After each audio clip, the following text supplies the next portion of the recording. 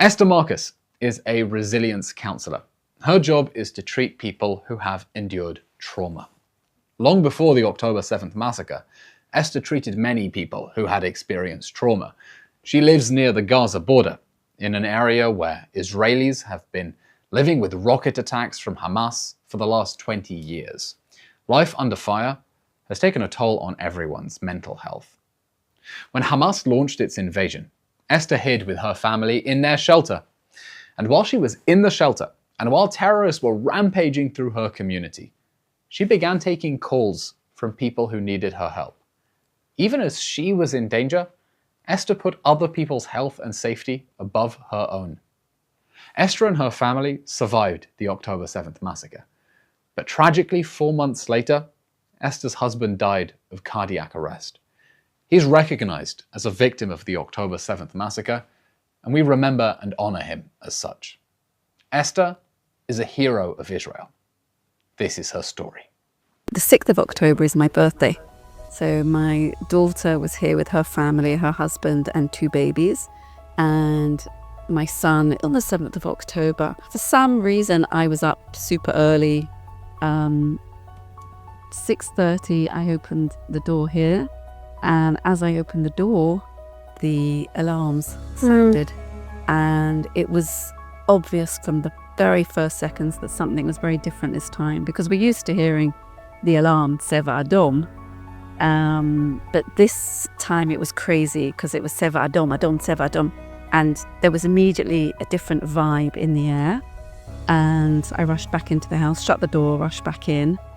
Within seconds, everybody got up and we went into our safe room. We heard explosions already. We also received a message within 10-15 minutes from the kibbutz telling us to lock ourselves in our safe room. And then my phone started going. The first phone calls were from where I work, the Resilience Centre and the local council, to make sure that the hotline was running.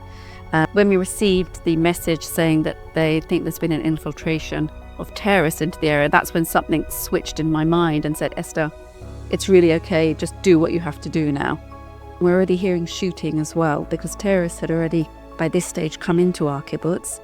I was very aware that I had to hold a balance between my personal fears, which I basically suppressed all the way down, and helping my family maintain their anxiety, and at the same time answer these phone calls. There were moments when I can say that I was scared, and even then I don't think I fully understood the severity of what was going on. I didn't then know. When I was scared, I was more scared for the family, scared that something crazy is going on here, and I definitely felt in my body that something terrible is happening. You ask if I consider myself or my behavior as being heroic. Absolutely not. I just happen to be here. This is the job that I do and the job that I've been doing for 9 years, working in the Resilience Centre. I consider it an absolute privilege that I'm in this position and able to help. And for years I've been answering the hotline, and for years giving therapy and helping people get the therapy that they require from a very, very strong and powerful belief in human beings that it's incredible, the resilience that we have. So I don't see it at all that we're heroes, which again corresponds with the first response team, that they were obviously heroes to me and to everybody else. Regarding everything that we're going through, the ongoing war, I always say we have to remember it's not just the 7th of October. First of all, it's 24 years prior to the 7th of October of receiving rocket attacks and tunnel threats, etc., etc. 7th of October brought us to a whole new level regarding trauma and horrific experiences. We set up these resilience centres which help people tell the story of the 7th of October. And again, we had to employ many more people. We were 17 people before the 7th of October. We became nearly 200. Men have changed tremendously. Women also, they just literally run out of energies. And in my personal opinion, it's not just Israel and our surrounding countries. It's the whole of the Jewish people. when I went abroad to speak to people and then to hear and to see what's going on campuses and how people are being affected. And I always talk that it's in our DNA. Survival is definitely in our DNA, and we need each other now more than ever. Another huge lesson, and certainly for me in resilience, is to be able to put up my hand and say, yes, I've been a victim. Yes, and I need help. And yes, I'm vulnerable.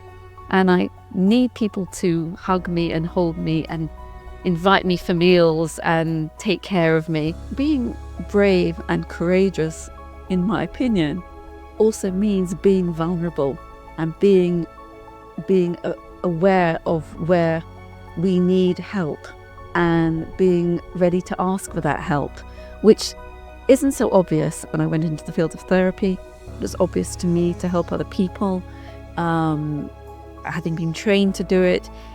And maybe even from when I was a little girl, to be a brownie, we were told, lend a hand, take care of others. It's built in with me. That's something that I received as an education from my parents, to look after other people, look out for other people. Eventually I stopped using that metaphor of learning to swim under the water. I feel like we have built the ship now, and we've even got a few lifeboats. But I do still feel that I'm running a marathon and someone keeps moving the finishing post. And until the hostages come home and until this war finishes, I think that's what it's going to be like.